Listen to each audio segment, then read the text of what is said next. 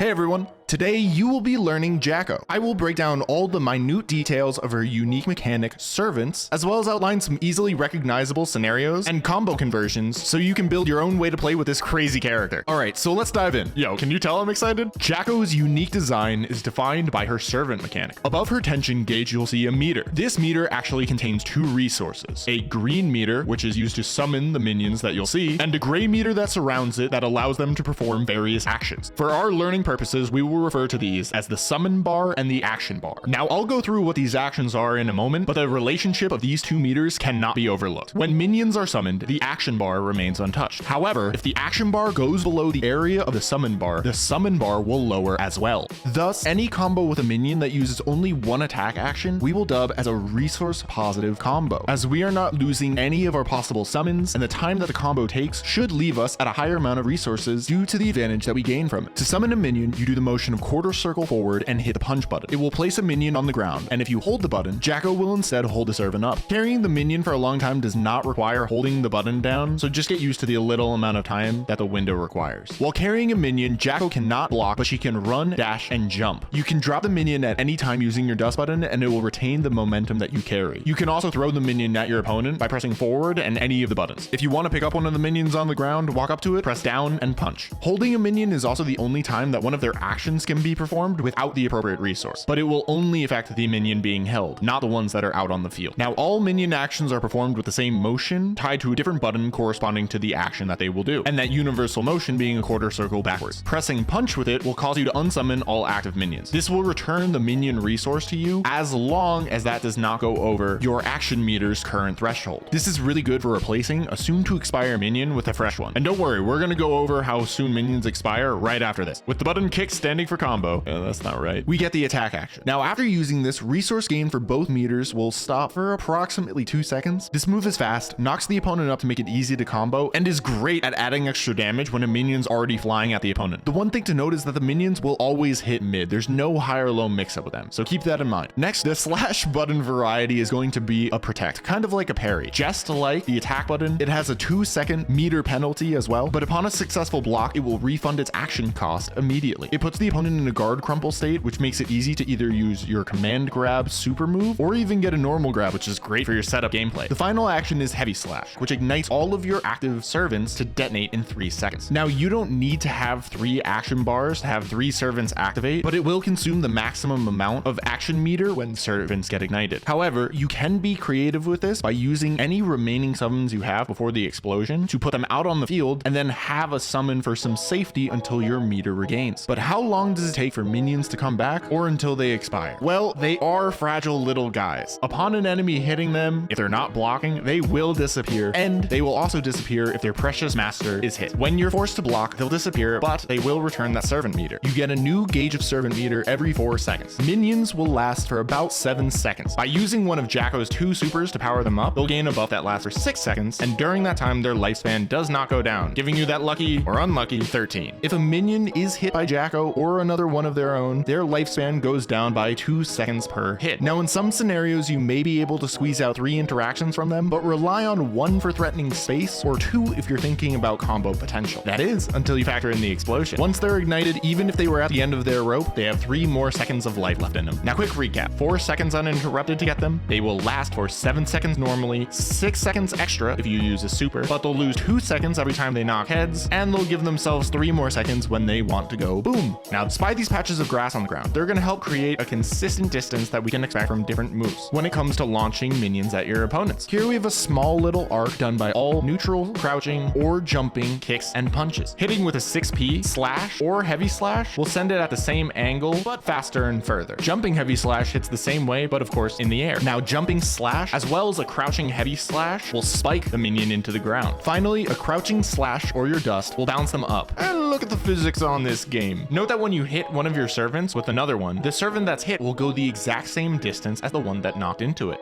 Jacko's quarter circle forward kick. This move is great. It is cancelable to and from your attack commands and is a key move for big damage and corner carry combos. Keep in mind, just like your minions, it will always hit mid, even if you're doing it in the air. So there's no crouching or standing block mix up to be done with it. There we go. Well, before we go bye-bye, let's go over those key positions and those combo pieces. Round start position's always a strong one. Now remember, when round starts, you only have one servant and one action loaded up. That's why these meter positive combos and interactions are so important. Air dashing with a heavy slash is great at catching the opponent on the other side due to the multi-hits and its wide hitbox. Use the time the opponent's locked down to have the minions strike, and then hit the opponent with a kick and chain it into her forward heavy slash. And see, here we go. After kicking the almost expiring minion at the opponent, we now are meter positive and ready to have an even more oppressive offense. Even without the minions, she does have some really good buttons and decent range. Her punch is a good fast button. It's 5 frames, and it may whiff on crouchers, but 5 frames is really good. It also is really strong for a combo game. It's a little hard, so we'll go over that after this next thing. As we warm up to it, keep in mind that a close slash into heavy slash already provides some great options. You can either go right into a minion placement and have them close up, or you can kick them far away, minion place, and there you go, space and a minion. Now that 5 frame punch lets you do some good bread and butters. No counter hit, no problem. Do close slash into crouching heavy slash. Cancel that into a minion summon and immediately 5p. Now of the combos, the most important piece of this is the link from the 2h into your minion summon punch. You can delay the 2h from the close slash, but that part needs to be airtight. In the corner after a 2h, you can do your kick without a minion, quickly summon a minion, and do combos where you hit them while carrying the minion, drop them, and then keep the combo going. Crazy. If you're having trouble with that, or depending on the character's weight, you might actually want to summon the minion first, then kick, then do the minion attack. That will take some practice to learn. Trust me, that clip was not easy to get.